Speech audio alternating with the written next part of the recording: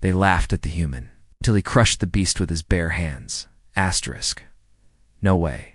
Did you just carry a Threxian war beast on your shoulders without backup? Viari blinked, her pale blue hand tightening on the shaft of her spear. The human stood at the edge of the clearing, dust-covered, bleeding from one arm, carrying a full-grown Threxian beast like it was a sack of fruit. The creature's jagged fangs still glistened with blood, and its barbed tail dangled just inches from the ground. The human didn't flinch. Instead, he dropped the beast with a dull thud, wiped sweat from his brow, and looked around like he was searching for someone in charge. Which one of you's the boss? Viari stepped forward cautiously, her eyes scanning for weapons. He had none, just torn cargo pants, a half-burned utility vest, and muscles that looked sculpted by years of survival, not vanity. "Who are you?" she demanded, "and how are you not dead?" "Captain Owen Mercer," he replied, his voice calm, deep, and more amused than scared. "Ranger Division, crash survivor, incredibly lucky bastard. Hiked 70 clicks through. Your jungle, after my ship, decided to nap on re-entry. Saw one of your hunters on a ridge yesterday. Figured this was your territory. You entered our land with no permission." "You've killed our sacred prey," she pointed at the dead Threxian, though her voice shook more from confusion than anger. "And you carry it like a trophy." Lady Owen said, rubbing the back of his neck, "This thing tried to eat me while I was filtering swamp water. I just returned the favor." He smiled, which only made her more suspicious. Didn't realize it was sacred.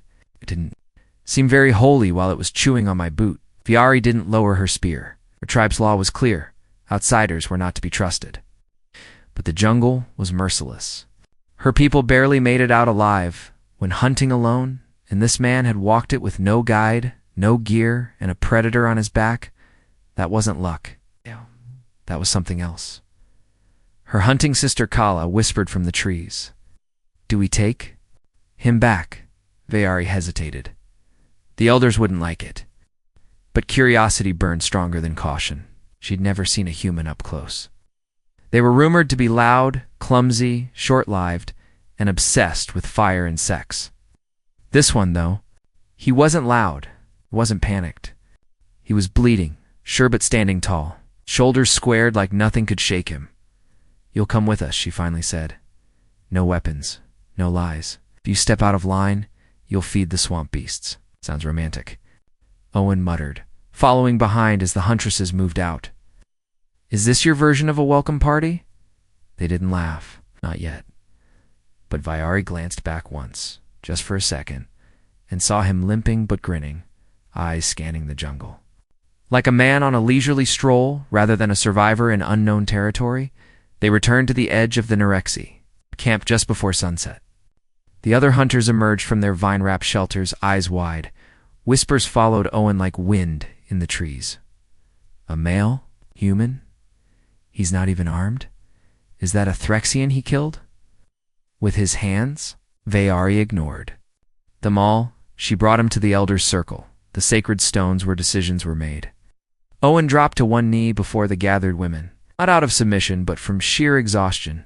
Still, he kept his eyes up, chin high.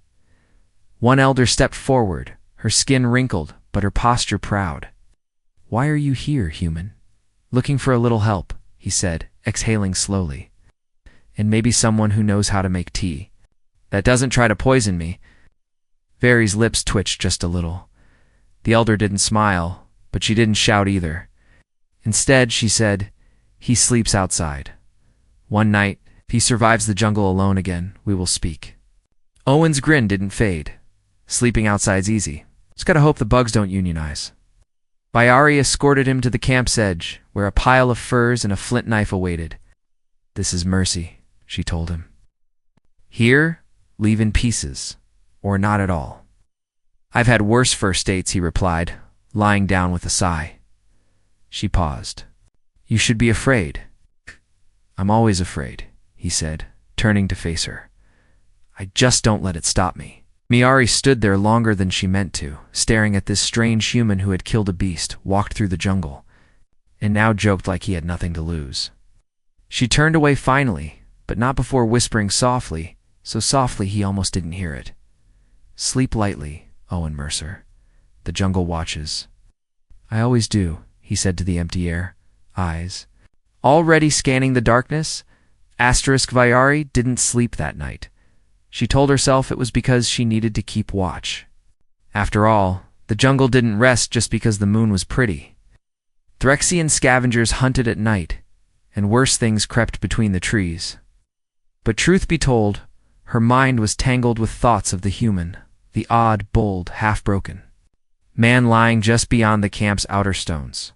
From her perch in a twisted tree, she could still see him, a faint silhouette in the starlight. He hadn't made a fire. Smart. Fire brought attention. Instead, he curled into the fur pile like a creature that belonged out there, using a carved branch as a makeshift weapon. He hadn't moved in hours, though she noticed how his breathing changed every time something rustled nearby. He wasn't asleep. Not fully. When morning came, she dropped down silently and approached. "You're still alive," she said, arms folded. Owen sat up, hair a wild mess, one eye swollen a bit. "Barely. Your mosquitoes are the size of house cats," she smirked, just a little. "You survived. That earns you a conversation." "I was hoping it earned me breakfast," he replied, rising to his feet with a grunt. "But sure, let's talk." She tossed him a chunk of dried meat, hit his chest, and dropped to the ground. "You'll chew this for 10 minutes and still hate it." He picked it up, bit into it, chewed again. His jaw stopped moving. "Okay, yep, this is punishment disguised as food." They walked side by side toward the elder's circle. Vyari kept her eyes forward, but she noticed things. He didn't limp today. His posture was straighter. The muscles in his back moved, like a predator, controlled and efficient, and he hadn't once asked what he was supposed to do. Most outsiders begged wind or tried to bribe their way to safety. Owen just followed her with a casual confidence that irritated and intrigued. Her, in equal measure. "You said you came looking for help," she said. "Yeah, my colony's on the edge of a void-born migration path. We need allies who know the terrain and can track movement better than we can. Your clan has a reputation."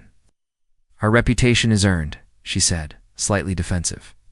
"Good," he replied, "'cause we're running out of time." She turned. "To face him? Why should we care what happens to your kind? You land on planets, you take, you burn, and when you're finished, you leave." Owen didn't flinch. "You're not wrong. We've made plenty of mistakes. But I'm not here to take anything. I came here with nothing. I'm offering what I've got: training, tech, tactics. My people have experience fighting the void. Yours have skill in surviving it. Together, we have a chance." She studied him for a long moment. Then, without a word, she led him away from the camp. "Where are we going?" he asked. "Somewhere to test that mouth of yours," she said, "and maybe the rest of you." Owen grinned. "You flirting with me already?" She stopped walking and turned slowly. "That would imply I find you attractive." "You don't," he teased. "I haven't decided yet." They continued through the jungle. The heat was rising, sweat glistening on their skin. Vyari moved like the wind, barely touching the ground. Owen followed without complaint, though the terrain was rough and unforgiving. She noticed he didn't need to be told twice. When she climbed, he climbed. Ow. When she stopped, he froze in silence. He wasn't as graceful, but he was learning fast. Eventually, they came to a rocky clearing. Scorch marks painted the ground, and bones littered the edges of the trees. "This is a hunting ground," she said. "Something dangerous nests here?" Owen looked around, calm as ever. "So what are we hunting?" She tilted her head. "We're "Not. You are alone." Owen chuckled. "You know, this is starting to feel personal." Vyari stepped close, almost chest to chest. Ow. She looked up at him with steady eyes. "If you want the council to listen to you, you need to prove you're not just muscle and mouth. Catch what lives here. Bring it back before nightfall. No traps." He asked. "No weapons," she replied. He blinked. "Seriously? Seriously. Okay," he said, clapping his hands once. "You know what? I always did want to impress a deadly alien woman by punching a monster to death. Viari watched him disappear into the trees. She didn't say it out loud, but part of her didn't expect him to return. That part, however, had clearly never met a human. Evening came. Viari waited on a high cliff overlooking the camp. The sun dipped low, and still no sign of him. Just when she began to question herself, something moved at the base of the hill she stood. Eyes narrowed. Out from the trees stumbled Owen. Bloody, shirtless, limping, but dragging a creature by the tail.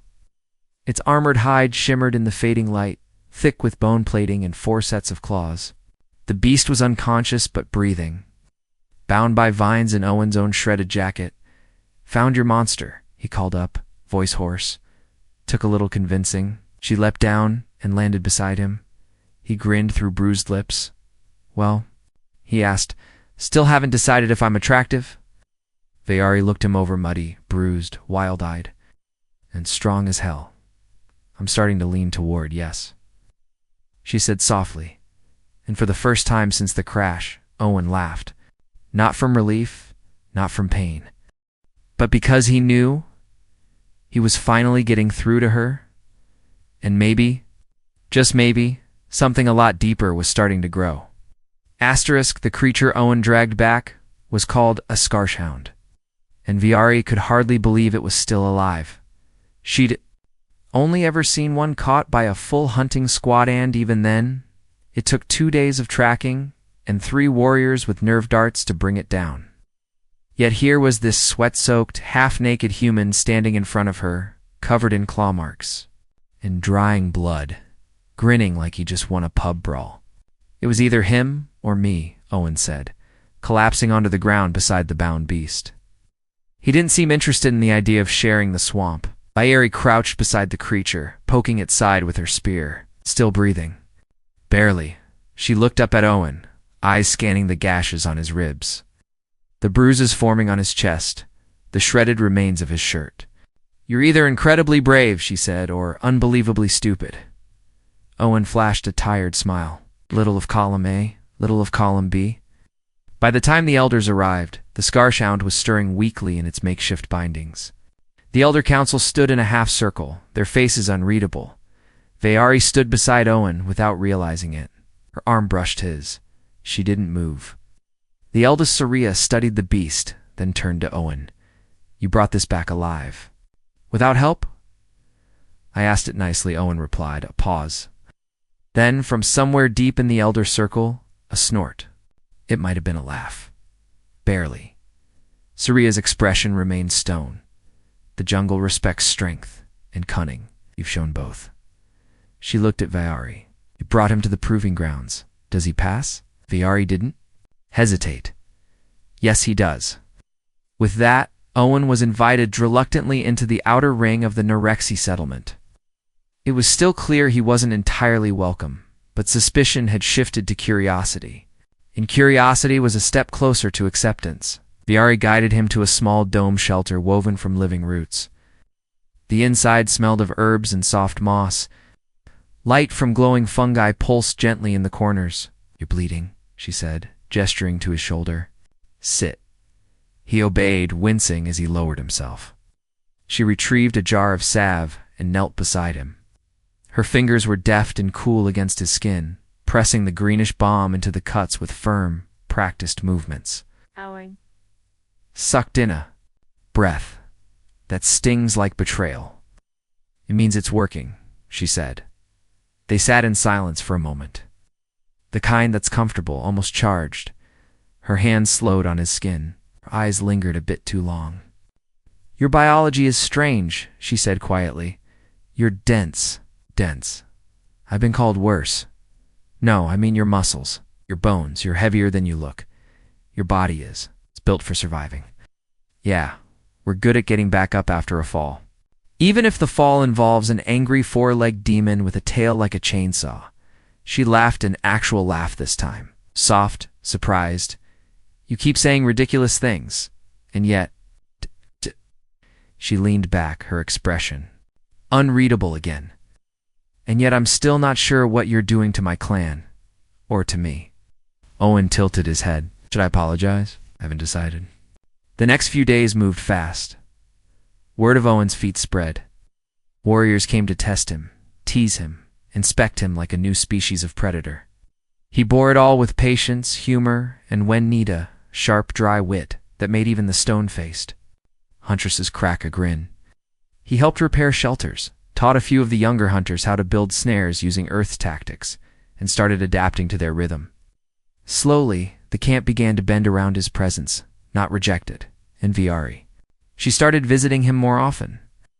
At first, it was always under the excuse of monitoring or instruction, but those excuses didn't last long. One evening, she brought food, not the dried, leather-like stuff they gave him before. This time it was roasted glider meat, seasoned with crushed bark spices and sweet sap paste. "This is a peace offering," she said, handing him a wrapped leaf. "Peace? Were we at war?" She ignored the smirk. "You've proven yourself capable, but not trustworthy." Owen bit into the meat and moaned. "God, that's good. Should lead with this when negotiating alliances." She sat beside him, her posture relaxed, almost casual. He could feel the tension in her, less defensive now, more curious. Her gaze wandered over his body more than before, lingering slightly at his chest, where a fresh scar curved down from his collarbone. "You heal fast," she said. "I've had practice." "Do humans mark their bodies like we do?" "Sometimes. Scars, tattoos, old stories? Why?" She touched her shoulder where a jagged pattern of white dots marked her skin. "One of mine means something. A kill, a trial, a survival. It's how we remember what we overcame." She leaned closer, her voice low. "I would give you your first mark, if you wish it." "What does that mean exactly? A right of entry?" I pressed the shape of a leaf, this one. She plucked a thorny green frond from her belt. "It'll sting, scar, but it will mean you are no longer prey." Owen met her gaze, quiet now. "Do it," she nodded, surprising herself with how her heart sped up. She expected resistance, fear, but there was none, just that same maddening calm. She pressed the leaf to his chest and whispered something in her language. The thorns bit into his skin, leaving a tiny ring of red welts. He hissed slightly, but didn't pull away. "You didn't flinch," she said. "You poked me with a plant. I've had worse from my toothbrush." "You are a very strange man. You're a very intense woman." Viari stood suddenly, her expression unreadable. "Again, rest tonight. Tomorrow I show you the northern pass. If you still want to speak to the full council, that's where we start." "Are you always this commanding?" he asked, watching her go. She paused at the door, looking over her shoulder. "Only when I like someone." And with that, she was gone. Owen stared at the mark on his chest, still fresh, still warm. The sting had already faded. But the feeling she left behind, that would take a lot longer to wear off. The next morning, the air was thick with mist. The trees looked like massive stone pillars rising from clouds, and dew clung to everything like the jungle had sweated through the night. Owen emerged from his shelter still shirtless, the leaf scar mark now a faint red halo just above his heart. Viari was already waiting, leaning against a crooked tree with her arms crossed. She didn't smile, but there was a new softness to the way her eyes moved over him, like she was inspecting something she might keep. "You walk loud," she said without turning. "You ever hear human boots in a mall?" Owen replied. "This is stealth for me." She turned now, and her mouth twitched. That almost smile. "Again, today we climb. Oh, good. I missed being sore in places I didn't know existed." They set off toward the north ridge, where the jungle thinned and the cliffs loomed over a steep valley. The trek was harder than any so far. The terrain went from dense foliage to jagged rock, and at one point they had to swing across a vine bridge that definitely wasn't rated for human weight. By the time they reached the top, Owen was panting. Viari, not even breaking a sweat, watched him quietly as he pulled himself over the last ridge. "Your endurance is better than expected," she said, crouching to help him up. "You should see me at a wedding reception," he replied. "Dance floor staminas? Legendary." She tilted her head. This is your way of flirting? You'd know if I were flirting? She arched a brow. Would I? The view from the ridge was worth every strained muscle. The valley below, stretched wide, layered in blues and greens, glowing slightly under the twin suns. Trees shifted like breathing lungs, and rivers sparkled like mercury veins. Vayari stepped to the edge. This is where my ancestors made first contact with outsiders. Long before your species reached space, they built fires on this ridge to send signals. It's sacred to us. Owen stood beside her, quiet for once. The wind ruffled his sweat-damp hair. Did it go well? No, she said. They trusted too easily. It cost them half the clan. Owen nodded slowly. Then why bring me here? She looked at him, really looked at him. Because you don't act like the others. You don't push. You don't beg. You just show up, get hurt, and keep going. I guess that's the human condition. He said, We bleed, but we don't stop. Alway reached into a pouch at her hip and pulled out a dark fruit with glistening skin. She handed it to him. Eat. He took a cautious bite. The texture was like jelly, and the taste hit somewhere between pepper and honey. That's confusing. It's called Silu, she said. It triggers mild hallucinations if your heart is dishonest. Owen stopped chewing. You, ... didn't mention that before, because I wanted to see your truth. He looked at her, eyes narrowing. And what if I see something weird? But then I'll know you're still hiding something. He swallowed the rest and licked the juice from his fingers.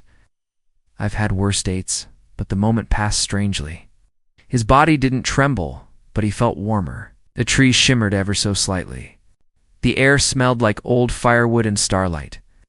And when he turned to Vayari, her skin looked even bluer, like it was lit from within. Her hair shimmered like it was underwater. Okay, he said, blinking. Not a hallucination exactly. Just ... upgraded vision. Vayari stepped close. You're calm. That's rare. Most who take Silu panic. I've been on worse drugs, Owen muttered, blinking again. So, ... what now? You watch me trip while confessing childhood trauma?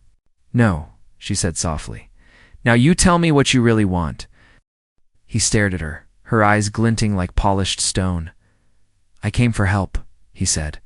That's what you told the elders. I came to survive, he added. That's what you told the jungle. And now? She asked, his voice dropped. Now I want to understand you. All of you. The moment stretched long. Too long. Vary's breath caught in her throat. She stepped closer, close enough that he could feel the warmth of her body through the humid air. Our species don't. Bond easily, she whispered. Emotionally, or ... physically, our skin is denser. Our nerves are deeper. We don't respond to soft contact. Owen raised his brows. You're saying humans are ... gentler? I'm saying we don't feel gentleness the same way? We crave pressure, strength,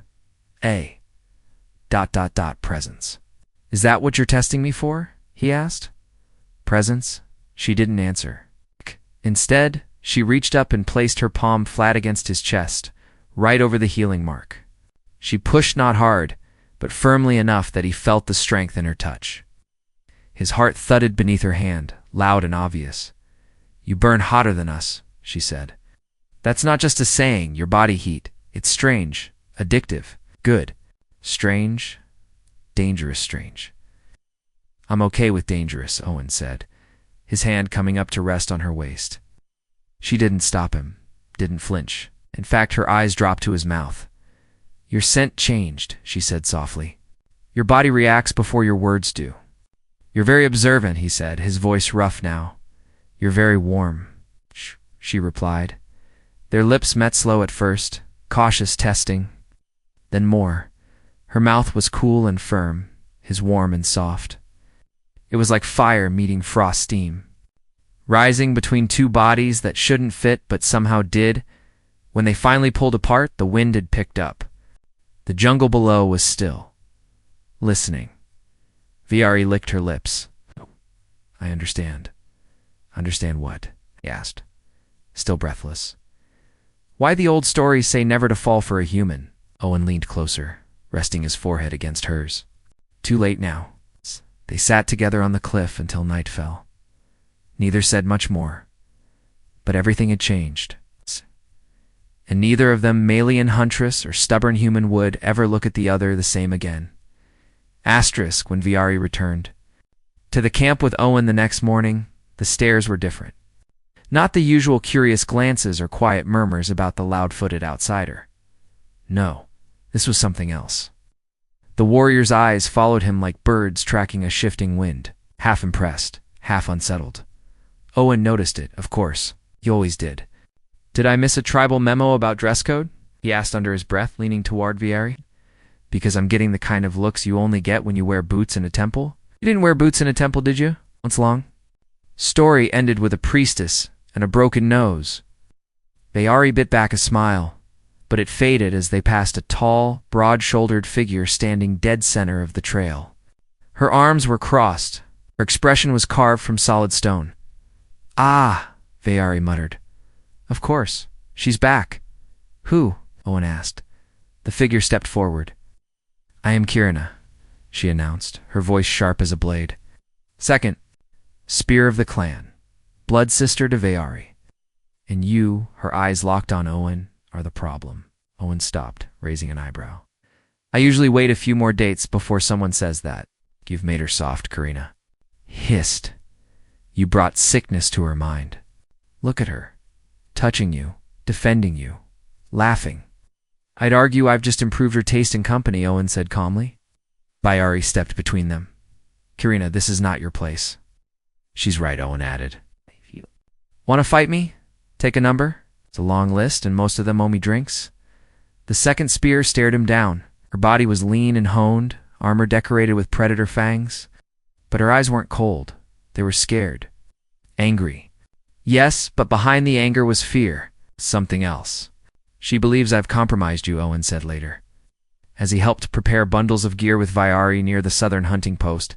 "Does she know you kissed me?" "She suspects," Viari replied without looking up. "But it's not just the kiss. She thinks I've bonded with you." He blinked. Bonded. In our culture, if a warrior shows signs of emotional joining, it's not taken lightly, especially when it involves an outsider. Owen frowned, tying a knot too tightly. "And what if I feel it too? Does that make me the one in trouble?" "You don't know what you're saying," she said gently. "Teach me," he replied, "because I'm not walking away from this. Not from you." She looked at him long and hard. Her breath slowed. "Tonight," she said, "there is a moonfast ritual, a joining fire. If we attend together in front of the clan, it means we begin the path. It's not a full bond, but it's a public statement." Owen nodded. "I'm in." She hesitated. "If you step into that firelight with me, you become more than a guest. You become a threat to tradition, to leadership." He leaned closer, his voice quiet but fierce. "I'd rather be your threat than anyone else's ally." That night, the fire was lit at the center of the village.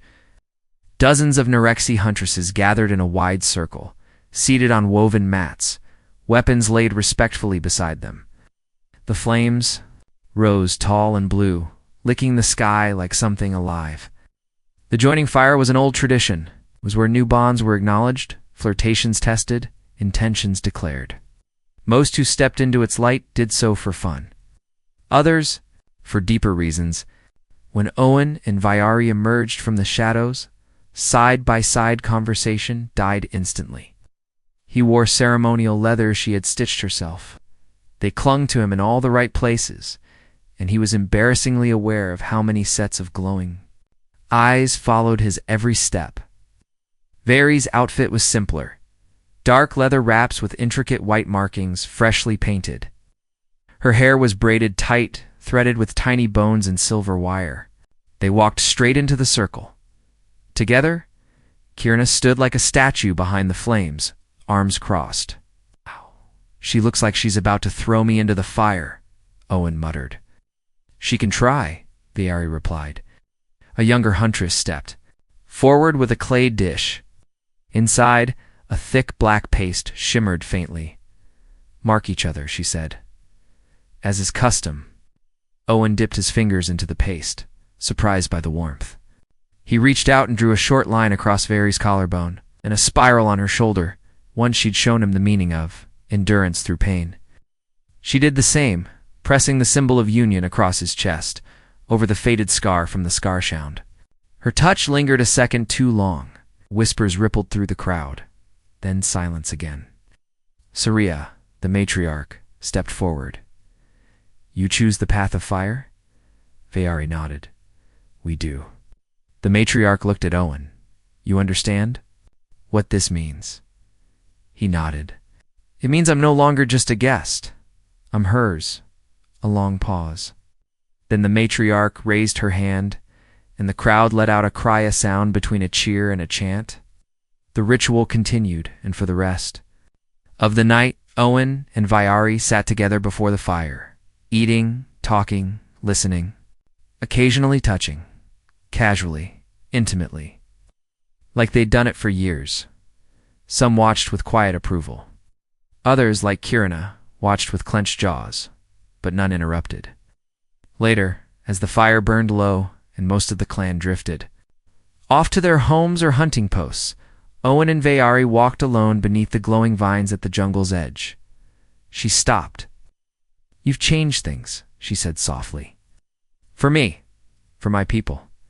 We don't know what comes next." Then, "We figure it out together," he said. "I didn't crash here just to fix a broken ship." She looked up at him. "And what did you come for, truly?" He reached out and brushed her cheek, fingers trailing along the ridge of her jaw, just where her skin was most sensitive. Veari leaned in, resting her forehead against his. Then, in a whisper only he could hear, "You have no idea what you've started, human." And in the trees above them, something ancient stirred, watching, waiting, because love wasn't the only thing awakening on Nerex for. Something darker was coming. And this time, the bond they'd forged might be the only thing that could save them. Owen awoke to the sound of drumming, not music horning, the deep, rhythmic thumps echoed through the jungle like the heartbeat of some massive buried beast. He sat upright on the sleeping mat, instantly alert.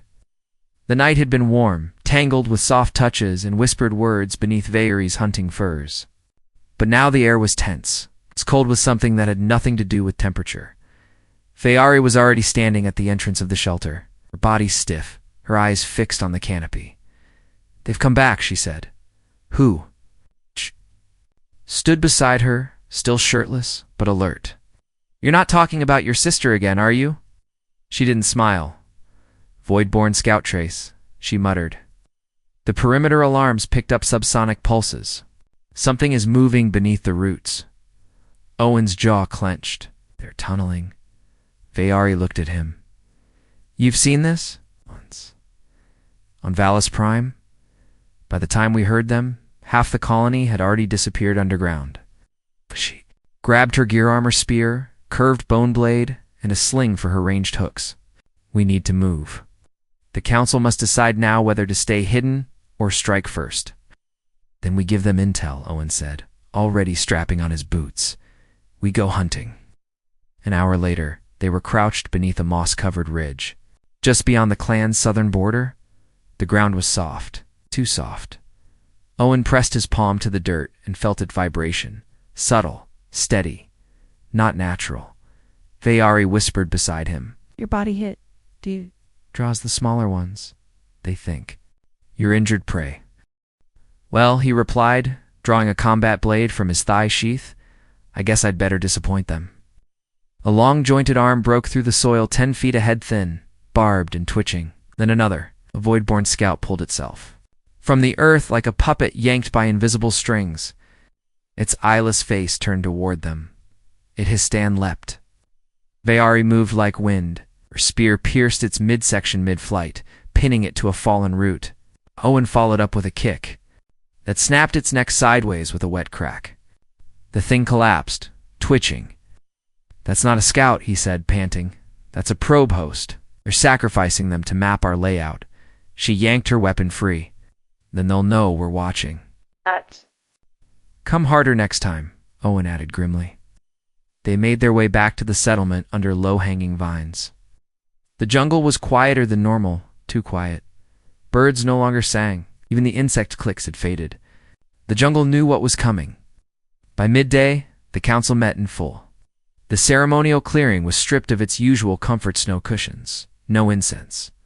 Weapons were laid out instead. Entire clan was in combat leathers, even the youngest. Tracker's Karina stood just outside the circle, arms crossed, still skeptical, still angry but listening. Owen stood before them all and spoke. They're not scouting. They're softening your roots. They'll breach the canopy from underneath when your attention is on the perimeter. They know your strengths. They're counting on your pride. A murmur passed through the huntresses. They've done this before, he continued. People have fought them on 6 worlds. Each time, they begin the same. They undermine, observe, and then they swarm. Fast, without warning. Bayari stepped forward beside him. We must strike first. Burn the tunnels. Collapse the eastern valley before they finish breaching. Kierna finally spoke. We expose ourselves. Wrong, we're not, Owen cut in, and you know it. She glared. You forget your place, human. No, Owen said quietly. I've earned my place. A silence. Then the matriarch, Saria, stood. We vote. Warpath or retreat? The decision was swift. The Nerexi did not run. By nightfall, Owen found himself preparing for battle with a spear in one hand and a living harness in the other. Were mobilizing their war beast, domesticated Scarnal's End, weaving bioluminescent war paint into their skin. He was Mark II now, across his back. Vyari had drawn the sigil for Chosen Other, a mark given only 2 outsiders deemed. Worthy of blood bonding? He hadn't asked for it. She hadn't asked permission to give it. But neither of them regretted it. As the jungle trembled beneath their boots, Vyari found him alone beside the fire pit. He stood staring into the flames, the mark glowing faintly against his tan skin. You shouldn't be alone right now, she said, approaching. He didn't look away from the fire, just thinking. She sat beside him. Back home I never fit right. I was useful, needed, but not seen. He finally turned. Here for the first time, I feel like I matter, not because of my gear or my uniform or my rank, but because of... Vyari reached out, brushing her fingers over the mark she had drawn. You are seen by me, he exhaled. You're not afraid of what comes next? She leaned closer. I fear losing the sus before it has time to become what it could. He wrapped his hand around hers. Then promise me something. Anything. If we make it out of this, if we survive the next wave, don't let this end here. Take me to the high caves, to the root springs. Wherever you go, I go. Her eyes shimmered. If we survive, I will take you beyond even our skies. They kissed again, longer this time. It's not rushed, not stolen, but deliberate. Like warriors, making a vow not just with words, but breath and skin. And as they embraced, neither noticed the shadows shifting just beyond the trees. The Voidborn were closer now, and they had seen the firelight. Tomorrow would bring war. But tonight, under the glowing canopy of Nerox 4, a human and an alien huntress lay entwined to hearts. 2 worlds and 1 impossible love wrapped in. The quiet before the storm. Dawn broke, not with sunlight, but with fire. The eastern sky glowed red as the first charges detonated across the valley floor. Buried charges Owen and Vyari had spent the last 2 nights planting beneath the root paths. The jungle quaked, birds erupted from the canopy and deep below. A muffled scream of tearing rock and collapsing tunnels echoed through the world. The Voidborn had begun there. Van Sand walked straight into the trap.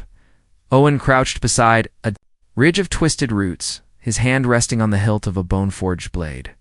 Sweat ran down his back and beneath the war paint. His muscles ached with the knowledge that this could be his final stand. But beside him stood Vyaricum, poised, lethal. The storm in her blood only showed in her eyes. Across the battlefield, Kierna led the ambush squad from the trees, her body gliding between branches with terrifying grace. The Nerexi had chosen to fight, not because Owen asked, but because he made them believe they could win. The first wave of Voidborn erupted from the jungle floor in a geyser of soil and limbs. Six-limbed beasts with glassy gray skin and teeth like serrated bone creatures Owen had fought before and barely survived. This time he was ready now. He shouted.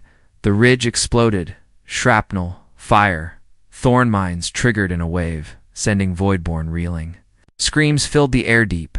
Unnatural and the Nerexi descended like falling stars.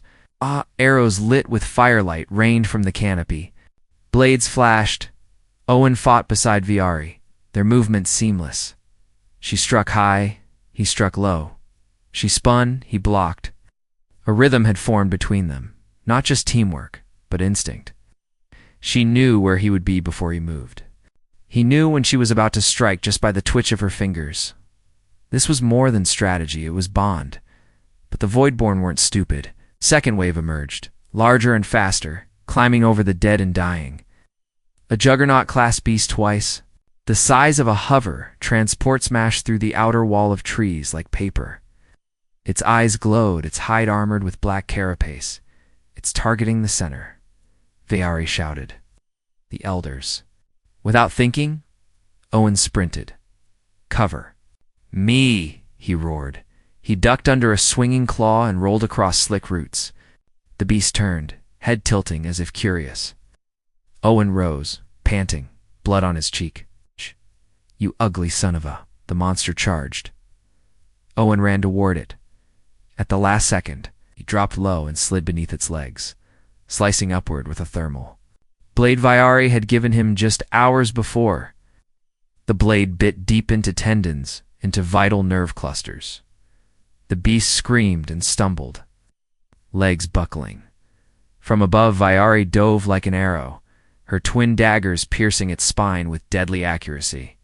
It thrashed once, twice, then fell its weight, shaking the earth. Silence followed. The battlefield froze. Then, from the western ridge, a horn sounded, 3 low calls. Retreat. The Voidborn were withdrawing. They had lost. The jungle was still. Again, an Owen bruised, filthy, grinning like a lunatic stood beside the fallen. Beast with Viari's hand in his. They had won. The aftermath was quiet and slow. There were injuries, losses, but far fewer than expected. The Nerexi had not only survived, they had triumphed. With the jungle still smoldering in the distance, Owen and Viari returned to the central village, walking side by side through lines of warriors who now nodded, saluted, or occasionally grinned. In approval, even Karina stood near the elder circle, arms folded, watching Owen without contempt. When she stepped forward, Owen instinctively tensed, but she offered him a carved fang, hollowed and worn around the edge. A token of clan favor, she said gruffly. Don't lose it, outsider. I'm not an outsider anymore, Owen said, accepting it. I'm hers. Kirina nodded once, then turned away. Later, Viari stood with him at the cliff where they'd first kissed, looking over the jungle. The sky above was filled with alien stars. And for the first time since Owen crashed here, didn't feel like a stranger. I never thought I'd say this, he whispered, but I think this world is finally starting to like me. It does, Viari replied. You survived it. You changed it. And you, he said, taking her hand, you saved me from being alone. Viari smiled, really smiled. It was never about saving, she said. It was about finding. He pulled her close, wrapping his arms around her waist. So what now? You've marked me. I've bled for your people. I even wore leather shorts for the bonding fire. We complete the ritual, she said, which is a choice, promise. Her voice softened. You bind yourself to me not just as a lover, but as a mate, as family. Owen met her eyes. Then let's make it official. The next day, beneath the great ancestor tree, the full Nerexi clan gathered. Even wounded warriors rose to witness. What hadn't happened in over 200 years across species joining right, the matriarch stood before them, adorned in ceremonial bone and flame-painted feathers. She held 2 knives, one for each hand, and called the bond aloud, Owen Mercer, of Earth. Do you swear to honor the strength, the path, and the soul of the one called Viari? I do. Viari, second hunt daughter of the Root clan? Do. You swear to protect, to share, and to lead beside the one called Owen? I do. The blades cut their palms shallow, clean, and their blood dripped onto a woven root knot at their feet. Red and blue mixed into violet. New color, no beginning. You are now joined, the matriarch announced. What was divided is now one. The crowd erupted, not in polite clapping, in howls, in fire dancing. Sin. The jungle around them roared in celebration. An Owen Ranger, survivor. Foreigner kissed his mate in front of them all. He didn't care about the stairs anymore. He had fought for this.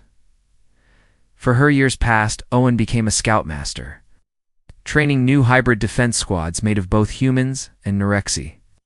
Trade routes opened. New settlements bloomed along the jungle border. Children with deep blue eyes and messy black hair ran through the roots, laughing. One of them climbed the ridge one morning, carrying a wooden practice blade and a grin too big for his face. Mother, he called. Father says I can't outrun a Threxian. Viari smiled, then prove him wrong. Below, Owen leaned against the same cliff tree, older now, scarred but whole, watching, waiting, loving. He had come to Nerox 4 with nothing but fire in his blood and a stubborn refusal to die. And now, he had everything. A home, a people, a huntress, who had once aimed a spear at his heart and, instead, pierced it with something far deeper. Love, real, wild, alien love. And in the end, that was the most human victory of all. The end asterisk.